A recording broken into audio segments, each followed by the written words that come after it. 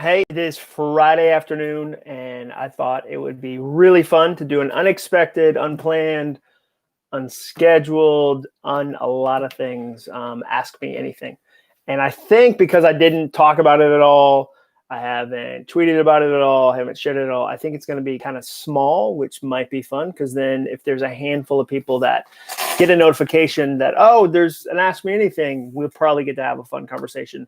So I would love to answer any questions that you have right now. So what are some things that I think I can answer questions about, like writing books, public speaking, goal setting, goal accomplishing. Those are that's like the general. I'm also a dad and a husband and a runner, former breakdancer. I guess I should say former because if you had some current questions about breakdancing, I don't know that I'd be able to answer them.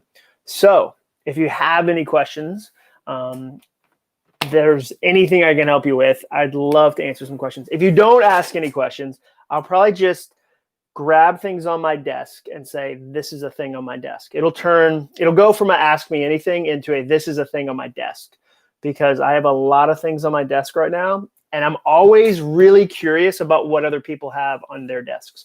I'm always curious, like, what are mementos they have? What are random items? So I'll just start going through things I have on my desk until there's actually a question. Unless I'm not seeing the questions, and that's possible. I'm very new at YouTube. It's a clunky process for me. It's a fairly new medium for me. I felt like I waited until 2020, and now I'm jumping all the way in. So if you have a question, awesome. I'll look for those in the comments. Otherwise, I'm just going to grab stuff that I have on my desk and tell you why I have that on my desk and where it came from and why it means something to me. Okay, let's just start with that. Oh, okay, Lego. Somebody said show some Legos. Actually, this is on my desk, so you can tell I'm not leaving. This wasn't planned. This is just me grabbing what was on my desk. This is the VW Lego bus. This is a thing that's on my desk right now. I absolutely love it. It was a fun set to do. It's a little fragile, but I really like it. It's part of the Creator series. It's not part of the Technique series. You can see if I turn the camera right over there, look at that. Right there is the Porsche 911 GT3 RS. And then Waldo. So there's some more Legos and then Waldo. Bernice Williams, when is your new book coming out? Bernice, the new book comes out in April of 2021. Why April? Well, we knew all along that we wanted to avoid the election.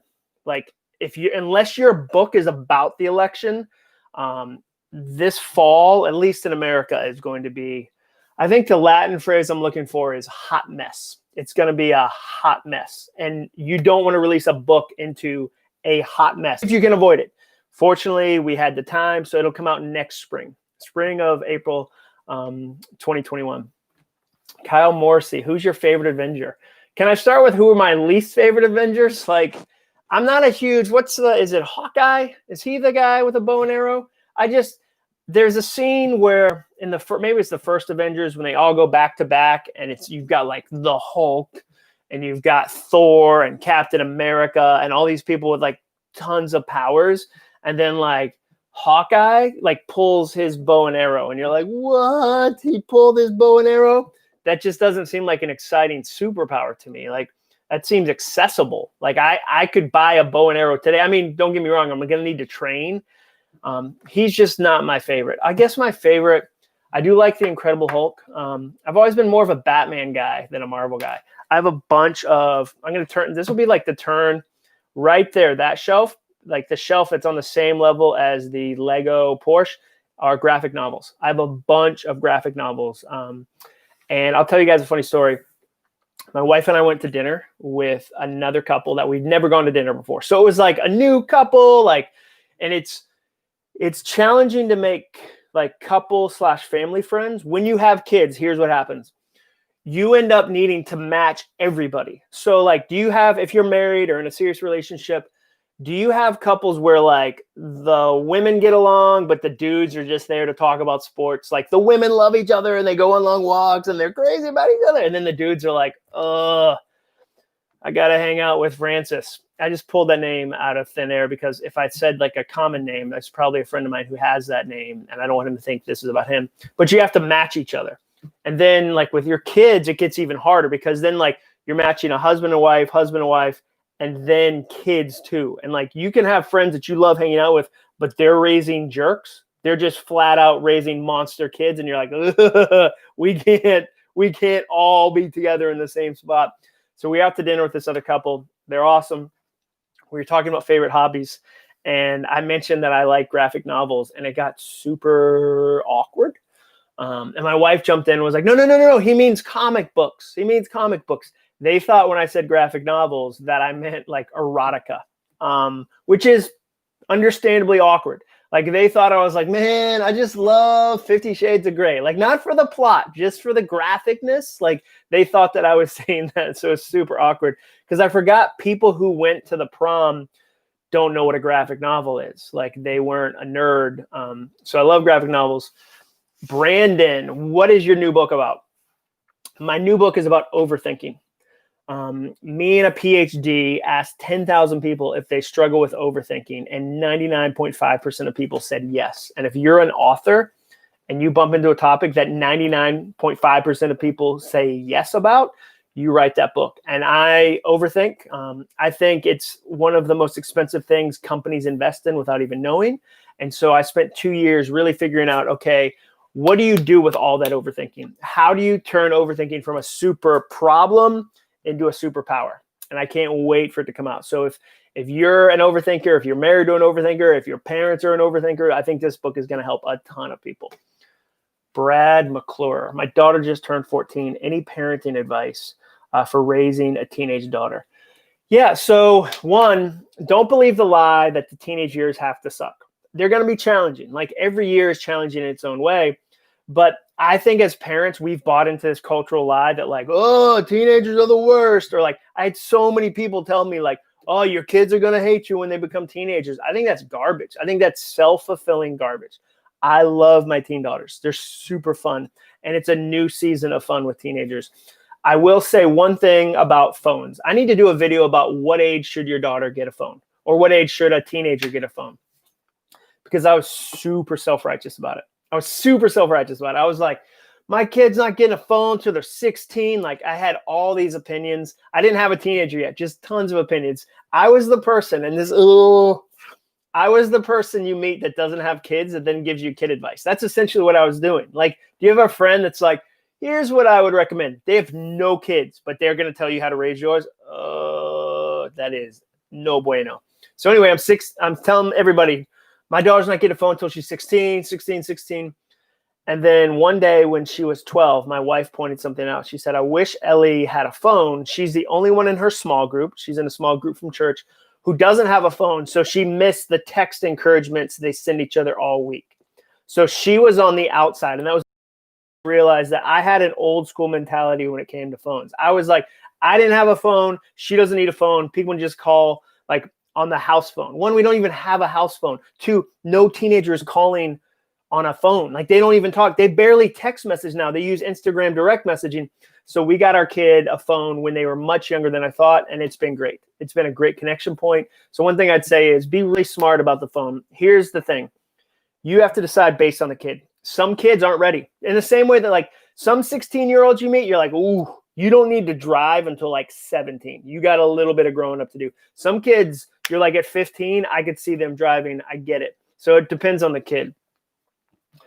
All right. Do you do local coffee meetups in Franklin when you're not on the road, Brandon? Yeah, I mean, I think I will again. It's just right now it's super challenging because of restrictions and different areas are closed. So I think I will in the future, but right now it's super challenging. Taco of Love. First of all, fantastic name. Best way to help husband who is working and learning another skill to get a different job. How can I be encouraging? That's a great question. That's awesome that he's working to figure out another skill. I think one of the best ways that you can help a spouse or a loved one who's trying to do something new is remind them of the things they're good at. Part of the challenge and being a human is that you're so close to your own skills, you have a hard time recognizing them. It's like being so close to a painting, you can't really see what's going on. So we need people to come alongside us and go, hey, that thing that comes naturally to you that you don't think is a skill is actually a real skill. That's something that matters. I think you should explore that. I think you should lean into that. That's really helpful as a spouse to say, hey, here's something I see in you that you might not see in yourself. And then the second thing I think is helpful is help create space and time where they can do that thing. There's this weird thing that happens in couples where we'll hear things our spouse didn't say. I put somebody in the book about overthinking who said, you know what? I really struggle with having a hobby or making time for myself because I'm worried that my wife is going to be mad that I'm not spending time with the kids or spending time with her. And I said, well, what would she say if you asked her, should you develop a hobby? And he said, oh, she constantly tells me that I should get a hobby. She's constantly trying to get me to go out with my friends and interact. But in his head, he was assuming she was upset about that. So I think another thing you can do as a spouse is go, hey, here's some space. Like, go use this space. Like, do your thing. That's awesome. I'm for you. I'm not playing any games. I'm not secretly mad that you're using time in the morning or at night to do this skill. I think that's one of the best ways we can support each other is to make space for the other person to try something and to make sure they know that you're not frustrated that they are. All right. Chris Zimmerman, Lego, graphic novels, any video games? No, I don't play any video games. Like, I think the last thing I owned was like a PlayStation 2. I played them growing up as a kid. I'm amazing at Galaga. I think a lot of people probably know that I'm just unbelievable at Galaga. Just so good at Galaga. But no, there's a part of me that's like, if I started to play, I don't know that I'd ever stop. Like, I think I would go so deep into the video game world that like, I would never stop. So it's kind of like, I'm avoiding Fortnite because I think I'd really get into it. Or I'm avoiding PlayStation 4 because I'd really get into it. All right. How do you handle writer/creative blocks? Groy CVG. How do I handle writing and creative blocks? That's a great question. So I try to write from a lot of different perspectives. And what I mean by that is I'll capture ideas, look, like on my wall. There are ideas that are just on my wall. I'll capture them in notebooks. I use a series of notebooks. I just did a video about these. It'll come out in a couple weeks. I write ideas down in notebooks. Sometimes just changing the format of the idea gives me a little more space. And then the other thing is I try to give myself the freedom for the idea to not be perfect. And I'll just write and write and write. I've said before, I write so fast that fear can't keep up. Like that first draft, I'm just going, and trying to figure out, going. So sometimes speeding up helps me get through a creative block. And then the other thing I think that helps is I don't believe in writer's block. I believe in idea bankruptcy. I believe that our ideas, like we run out of ideas, we have idea bankruptcy. So sometimes if I feel stuck, it's because I'm not reading enough. I'm not engaging with enough content. I'm not, having enough conversations with friends. So I'll show you one of the things I use. Let me show this right now. I'll grab a copy of this. So one of the books that's on my shelf, let's just grab one. You can see there's a bunch of them, is The One Show. The One Show is essentially a yearbook of the best ads in the entire world. So every year they publish this thing called The One Show, and it's the best ads in the entire world, and it's genius. And so what I like about it is it gives me this great kind of introduction to things I've never seen before and gives me this great way to look at a bunch of ideas that I wouldn't be exposed to otherwise. And so this is one of the things that like I'll put those into my head. So now I'm not just in my little world, in my little viewpoint. I've surrounded myself with other ideas, and ideas get together and can create new ideas. All right, let's see. Kyle Morrissey, what's your biggest motivation killer? I think one of the greatest motivation killers is the idea of what's the point. Creative hopelessness is one of the biggest killers. What's the point? Why bother? Like when a spirit of what's the point or why bother settles in, it's really hard to create out of that. The second thing that's a motivation killer for me is perfectionism. So take, for instance, I do a new YouTube video, and I don't like the quality, so I stop it. Or I go to write something and I don't like the quality, so I stop it. And I refuse to share it because I'm afraid that it's not perfect. So for me, perfectionism is a big motivation killer. And that's what the book Finish is about. Finish, the last book I wrote, was about perfectionism and how do you push through that? How do you actually complete goals? But yeah, those are the two for me. The kind of hopelessness, like when I get stuck in some spot, and then the perfectionism that kind of freezes me. Nathan Walker, what helps you know when it's time to make the leap to something risky? Pointers for helping to explain that to my wife when she might not fully see the value of pursuing it. Nathan, one of my favorite things my wife ever said, my wife Jenny, we've been married 19 years. She doesn't come on stage with me a bunch. She's not a public speaker. She gets asked occasionally, but she's like, nope. And I always tell people, like, you can't afford her. Like, she's not doing it. We did an event once and we're on stage and somebody asked that question. Like, a husband stood up and said, hey, how do I, and Jenny just said, she grabbed the mic. She was like, income is nice, and put it down. And it was such a funny moment. And it was shorthand. She was essentially saying, yeah, show me how this is going to become something. Like, show me how this is real. So I think that one of the ways that you explain and show a spouse that you're serious is they want to see over time real actions. So if you're trying to get your husband to support something, your wife to support something, if I'm on the other side, I'm going to go, you want to be a writer, but you never write. You want to start a business, but I don't see you getting up at 5 a.m. to work on the business before you go to your day job. Like, I think that when people, our spouses are going to support us. That's part of being in a marriage, and that's understandable. But I think to really increase that support, it's on us to go, here are the actions. Here's where I'm serious. Here's why this isn't my 100th idea that I've just come up with that I'm going to quit in like 10 minutes anyway. I think those are the kind of things that if you're a spouse on the other side, when they can see, wow, like, you're working with mentors. Wow, you're being patient with it. Wow, you're getting up early. Wow, you're staying up late. Wow, you're watching less TV to do this thing.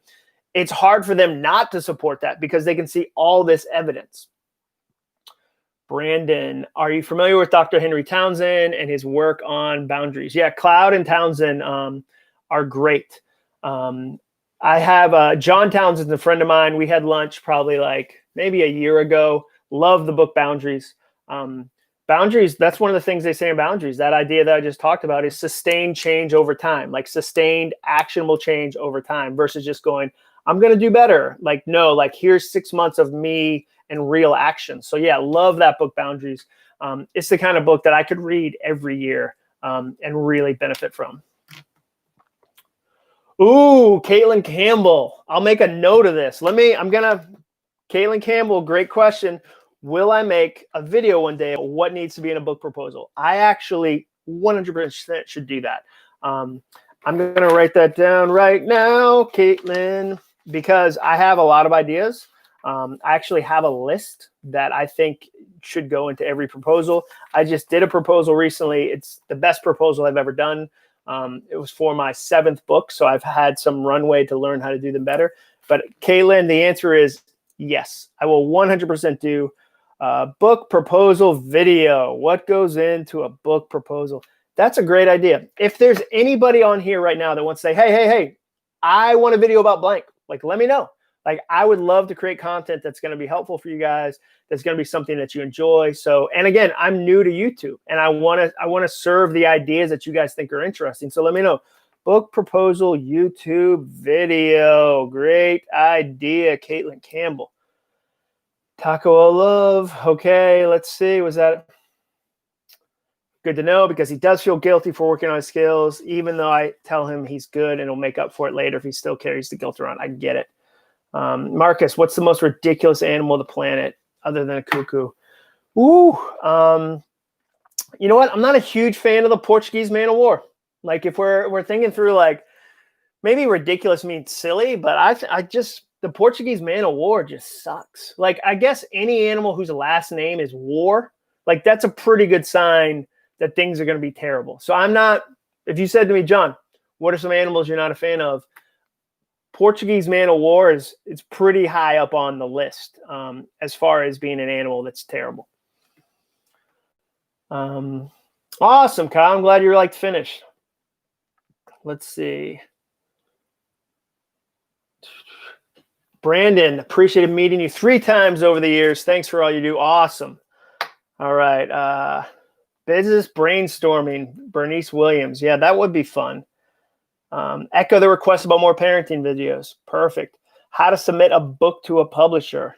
Yeah. There, Caitlin, feel free. It's Friday. Second question, third question, fourth question. Like, there's only like 20 folks watching right now, so you got a chance to be like, hey, I have another question. Is that okay? I'll tell you this right now. One time, I was in a Q&A session at an event with Seth Godin, who I absolutely love, and I hadn't really met him yet. We've become somewhat friends over the years, which has been awesome. I'm a huge fan of him, but this is the first time I'd ever seen him. And there was like 20 people in a room at an event, and no one was asking questions because they all were afraid to look foolish. And me and this other dude named Mark Batterson, who's another author, were just firing off questions one by one by one. Like because we kind of looked around and like, y'all aren't going to ask Seth Godin a question? Like, what? And dude, we asked so many questions and it was so fun. All right. Tips for people who want to get into public speaking. Sure. I think a big thing is you have to let people know you actually do it.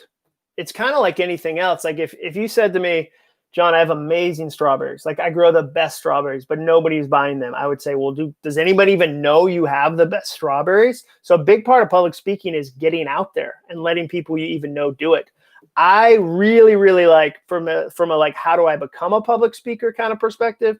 Grant Baldwin teaches a class. Grant Baldwin's a guy in Franklin where I live. I've known him for years. I think he does an awesome job helping people figure out how to grow their public speaking business and how to become a public speaker. So if you're going to say, hey, what's a resource that I think is helpful? Grant Baldwin. You can Google him. Just say Grant Baldwin, public speaking. It'll come right up. All right. Come to Canada. You know, what's funny. I just did an event, a virtual event. What is today? Friday. On Wednesday for a French Canadian company out of Montreal. And I tried to say something in French and it probably did not go well. I tried to say hustle in French and it was like, I think it was like a day de mai. I don't know. It wasn't good. Like, but I do love Canada. I've been to Vancouver, Cape Breton, Prince Edward Island, Toronto. I've never done Banff. I've done Whistler. Do you say it Banff? I'd like to go there. I've been to Whistler. I've been all over Canada. All right. Diane Hall, thanks for reading the emails. I just got another one that's coming Monday. It's about my favorite notebook. I'm a huge notebook snob. All right. Any sequels planned for stuff Christians like? No, I don't think so. It's on the shelf somewhere. We just did the 10th anniversary. We added Jesus Jukes. It's completely redesigned. Zondervan did a great job with it. So that's kind of the next step, but I don't know if I'll write another one.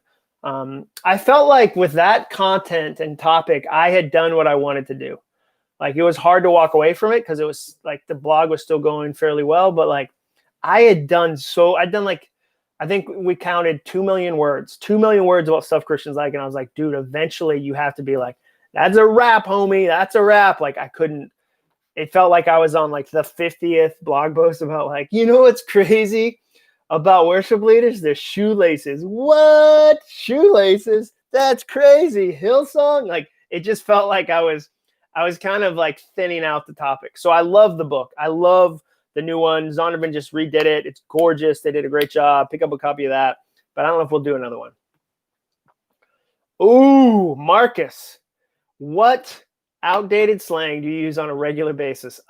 Dude, for one, like that is probably the slang I use the most. And I don't even know when it went out of date, probably in like 1972. But I say dude constantly.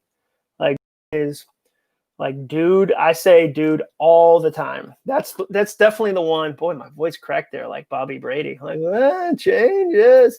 I say dude a lot. I definitely say that one too much. So that's the one that, yeah. Think Media, Sean, my buddy, I say dude. I'm not going to stop. Like if you guys are coming to try to take that one away from me, like good luck. Like I'm taking dude to the grave. Like I just want to be clear. Like I don't care. I don't say lit.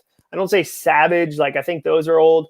I'm never going to stop dude. Like dude is here to stay.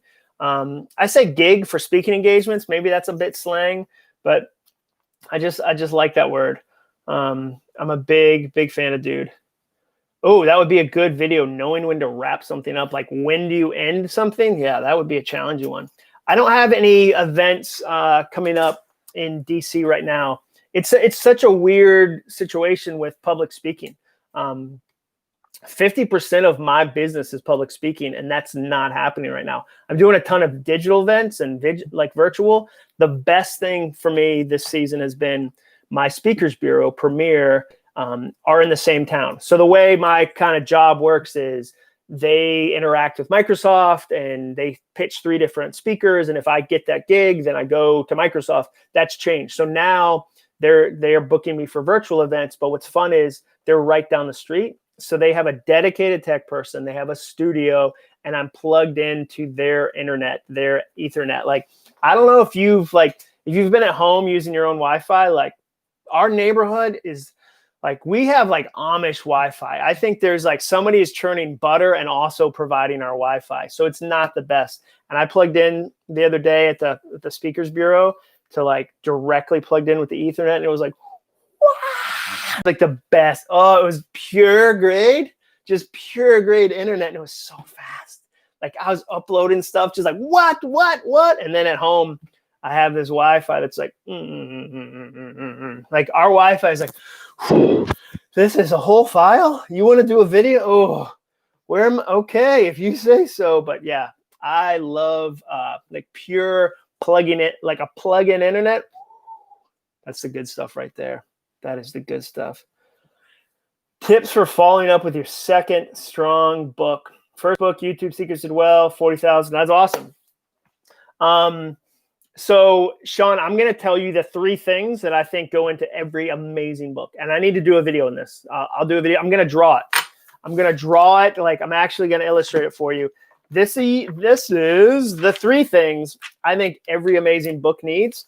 And it's actually the 3 things every amazing business needs. The first, you figure out a passion. It's the first circle. I just drew it on there. Passion.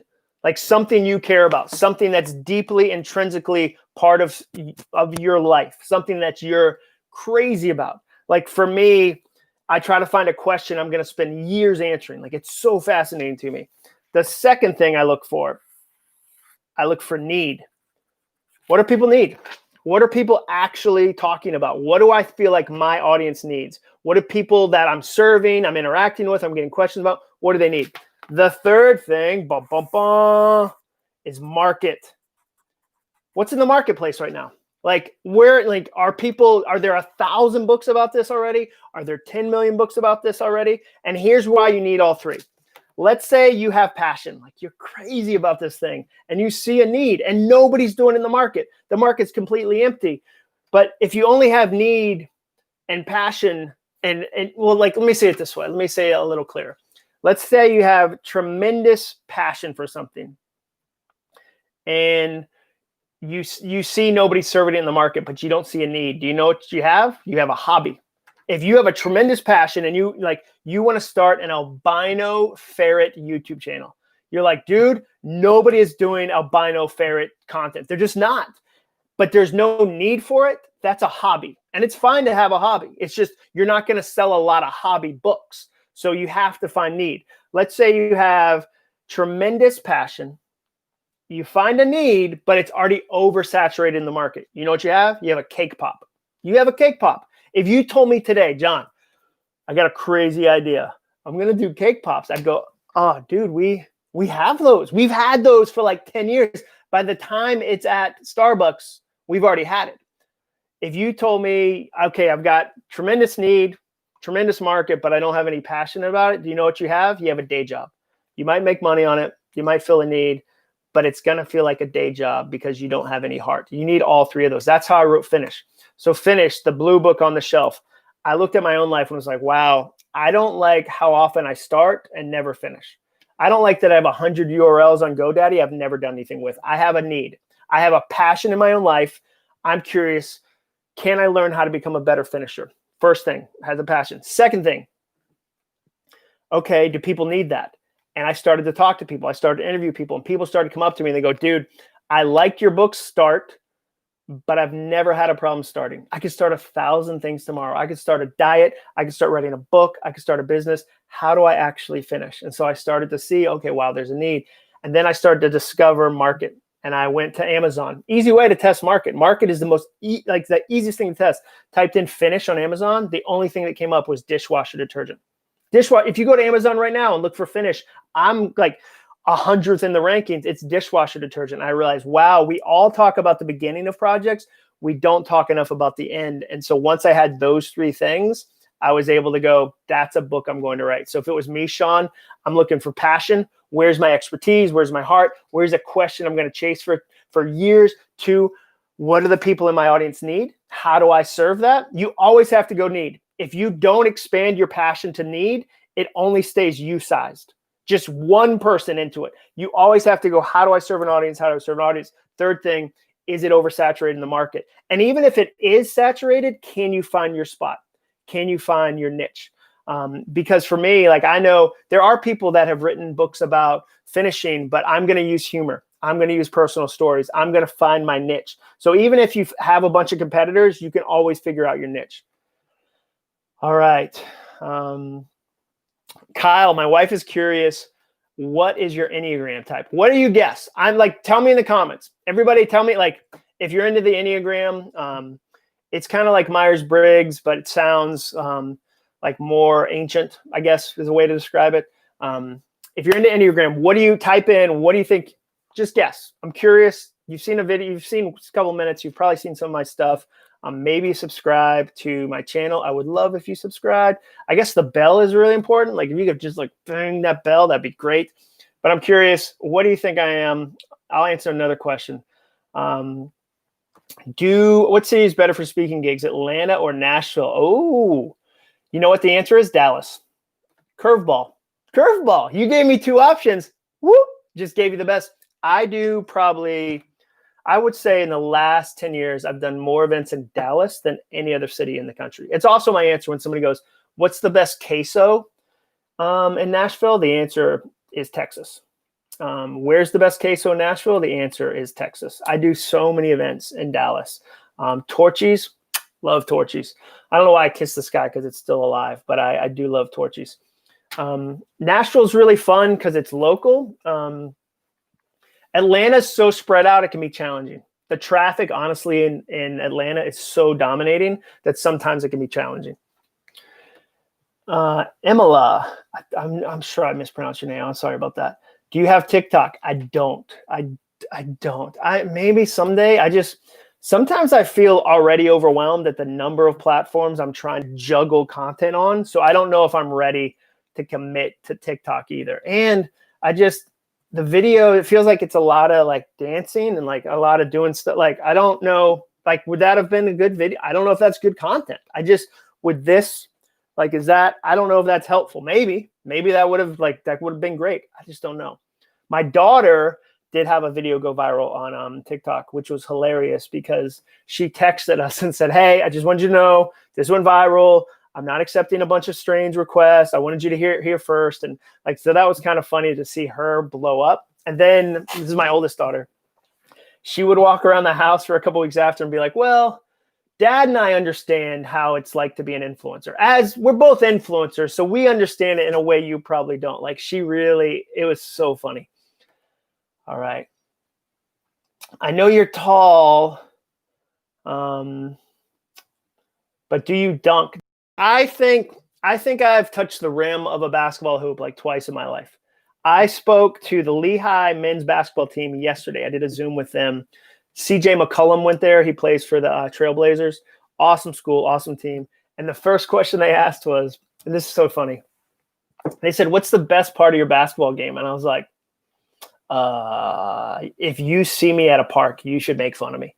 Like, I'm the middle-aged dad that, like, if you see me at a playground, you should clown on me so badly. Like, if you see me in Jordans, you should confiscate my Jordans. Just go ahead and be like, you know what, sir, these, we're going to have to take these in here. Here are some white New Balance. We feel like these are probably better for you. Like, I'm not good at basketball. All right. Some of these questions, LOL. Yeah, I like these questions. How about a video about the value of transparency? Yeah, I could think through that. I guess I'd have to figure out what's my angle.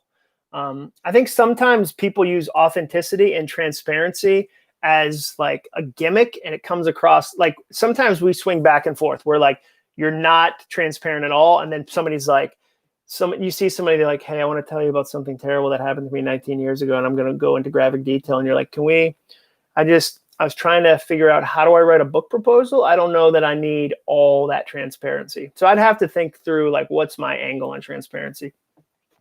Just subscribed. Thank you. That's one more. So people ask, what's my Enneagram? I am 7. I'm a 7, according to the test. Some people say 3, but I'm 7 according to everything. All right, John, hola, te contaré, soy colombiano. Awesome. And you read my book. You read my book finished. Oh, gracias, Victor. Estudié español durante mi time en la universidad porque olvidé todo mi vocabulario porque todos mis amigos son gringos y no practicar con gringos. That was terrible, but that's my best. I used to be very fluent in Spanish when I was in college, and then I've lost it all. I can say like 7 sentences. Let's see. Will you try stand-up again? I don't know if I will. I don't know. I'll let you in on a secret, though. We're going to sell the video I did, this comedy special. Like, that's on its way. Probably in like a week or 2, we're going to have it. It's a 60-minute set. It was really, really fun. And so that'll be available online for download. But I don't know if I'll do it again or not. I really enjoy being funny in the position I get to be funny, which is I'm a corporate speaker. So I love that, like, I can go to a Nissan or a FedEx and use humor to communicate real ideas. Like, that's a huge fun thing for me. Let's see. What are your favorite sneakers?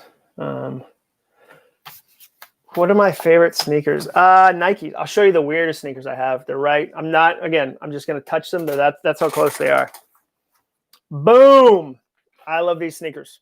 I've never even run in them yet. I wrote the new book in them. Why? Because I wanted the book process to be light and easy. I'll do a video about this. This will be another video I do. I wanted this book process to be light and easy. So I went to the store and I got the lightest, easiest, bounciest shoes I could find. And every time I'd write, I'd wear these. I'll do a whole video about this in the future. But look at these things. They're insane, dude. They've got like a carbon fiber plate. They weigh like 4 ounces maybe. They're like the shoe version of celery. You know how celery is like negative calories? These things are crazy town. You look like Tron, like an elf, and like Tron. Like, look at that back. That back you could like stab somebody with. I like running shoes.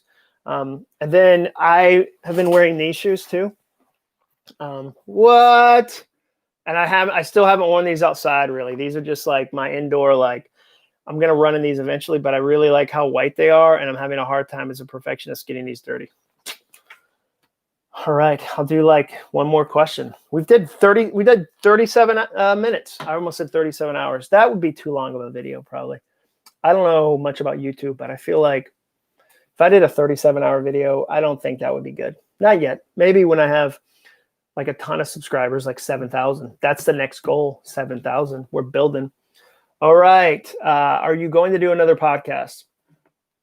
Yes. I am working on that right now. I'm just trying to figure out what it's going to be about. I think I want to do seasons. The problem with me, one of them, is perfectionism.